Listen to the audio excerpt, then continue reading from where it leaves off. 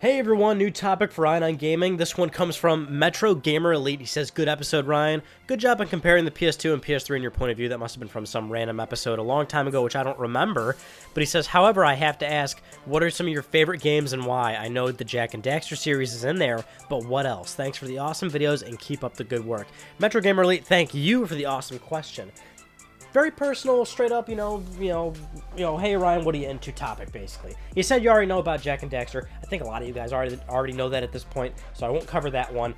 Yeah, Jak and Daxter, like, one of my, like, all-time favorites, basically. But I've got a collection. I looked at my shelf of games, and, I don't really buy games unless I like them. So, I mean, all my games on my collection I like, Uncharted, and, all the big PlayStation exclusive games that I usually like to buy, like Killzone, or, the Resistance games, Uncharted, all that, stuff. But I picked out some of the ones that really mean a lot to me, and we're going to talk about those ones right now. So, I get these two out of the way right now, which is kind of the other big ones that most people probably do know if you've watched me for a long time. And so we'll start with this one. Grand Theft Auto, the Grand Theft Auto games. Specifically, I guess I just chose San Andreas just for the showcase of the fact that I love San Andreas probably the most. But I love all the Grand Theft Auto games. I mean, I always say the same thing on my channel usually, which is that my top 3 favorite franchises are Jak and Daxter, Grand Theft Auto, and then the next one will be after this. But yeah, Grand Theft Auto is a big one for me. I mean, not only are they big sandbox games that are just absolutely fun to play, but I always like the sometimes authenticity of those games. I mean, a lot of the times there's a lot of humor and satire, and that's always always really funny about those games. But there's also actually really good writing in a lot of those games when you do the story missions and stuff. GTA 3, Vice City, San Andreas, GTA 4, Grand Theft Auto 5, like all those games, like the DLC packs for GTA 4, like I love every one of the stories, like I love the characters, I love the underground crime world of those games. Every single thing about Grand Theft Auto I'm absolutely in love with. I'm obsessed with that franchise. Even just as much obsessed, but not quite as much as this next one, which is the Pokemon franchise. Using Heart Gold just for an example, because Pokemon Gold was my first Pokemon game, and I don't have a boxed copy of Pokemon Gold, which I wish I did have. I should probably buy that on eBay or something. But the Pokemon franchise is that's going to the top 3 things: Jak and Daxter, Grand Theft Auto, and Pokemon. I love Pokemon. It's one of those things where you guys don't really know it because I, do the PlayStation YouTube channel where I mostly cover Sony stuff, so you never really see that side of me. But whenever a new Pokemon game comes out, I'm not playing PlayStation for half a year. I am that deep into Pokemon. I don't personally play competitively in the game, but just all around, I'll play the hell out of the single player until it's absolutely beaten to death.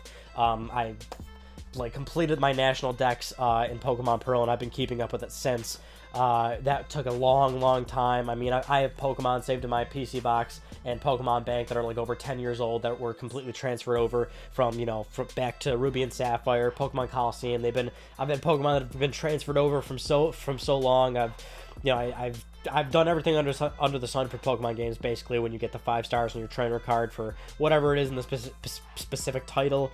The thing about Pokemon is that the franchise is so deep. That's what I love so much about it. It's a believable world. I just love to fall into it. Sometimes you'll see all my Pokemon plush or whatever in the background and whatnot. Big fan of Pokemon. You have no fucking clue. Because we'll start with this one next. These specific Spyro games. The 3 Spyro games on the original PlayStation. These are the Insomniac Spyros. I love these games to death. I mean, I think what I liked about them a lot is, this was back in my youth. I was a lot younger back then. I'm certainly a young person right now, but, I personally grew up with PlayStation, and playing the original PlayStation is what made me fall in love with gaming and even go backwards and start, buying stuff like SNES and whatnot. But with Spyro, it was like one of the perfect games, basically. So I was young, I was into the whole cute little dragon thing.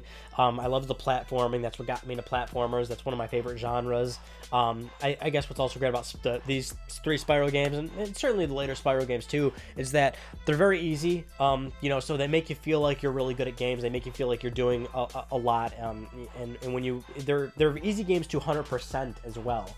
So it's not like you can complete the game just fine, but even doing everything the game has to offer is actually very easy. But it's the perfect amount of time to do it. So it's like a very satisfying experience for those Spyro games to collect all the gems, do all the side stuff. Spyro is it was just a good game. Like it fired on every cylinder and was just such a good platformer. Next one, Katamari Damacy on the PlayStation 2, and all the Katamari games, of course. I mean, again, Katamari, not even again, I'm explaining it now for the first time. Katamari is a really interesting, unique game, mostly because it's the kind of humor I'm really into. I'm really into like slapstick humor that like is often really silly or like just straight up makes no fucking sense whatsoever, and that's kind of what this game is. This game makes no fucking sense whatsoever.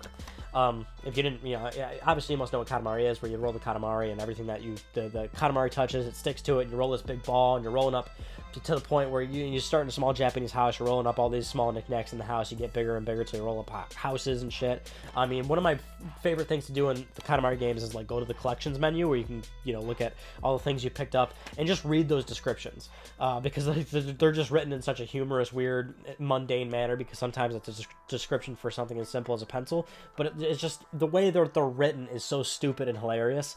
The writing for the King of All Cosmos is great, because he's just another weird dude, basically. I'm into weird shit, and it's a weird game, and so that game always resonates with me. Wow, let's go quick here. MotorStorm on the PlayStation 3, I've talked about this one a lot too. It's just a really good racing game. It was like the first PS3 game that I ever played. It was like the first real sort of next-gen game, aside from the 360, basically. Of course, 360 came out first, and I played a lot of 360 before the PlayStation 3, but MotorStorm felt really, really next-gen to me back in that time. Like, the game looked fantastic. You had the particle effects when you crashed. Need for Speed Underground on the PlayStation 2. This is a big one for me. I'm actually a huge car guy too. I love cars. Need for Speed Underground was like the perfect sort of adolescent game for me growing up, where it was like it really got me into cars. It made me understand cars, brands. You can customize your ride and your ride and things like that, and that kind of just carried forward with me and kind of. Like, again, that was like, it's one of those things where it hits home for you because it gets you into something that that really sticks with you like growing up throughout life. Like, I'm still into cars, and I kind of have Need for Speed Underground to thank for that. And then the Bioshock franchise. Bioshock, I also really, really, really love, because it's just such a...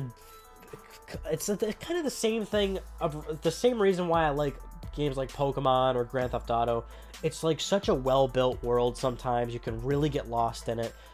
It's really compelling with what they're trying to do, and of course the stories are very well told, and they're very interesting, and they keep you hooked in, basically, and not only that, but like it's just like good gameplay too. It was like it's one of the few single player first person shooter games where it's like it's not your traditional first person shooter. It's very much so experimental in a sense. When you play Bioshock, there's a lot of different things you can do within the field of combat, where it's not necessarily shooting. You can do a whole bunch of other stuff, whether you are playing Bioshock 1, 2, or Infinite. Those games are great. Wait, I forgot one game that was in the pile here.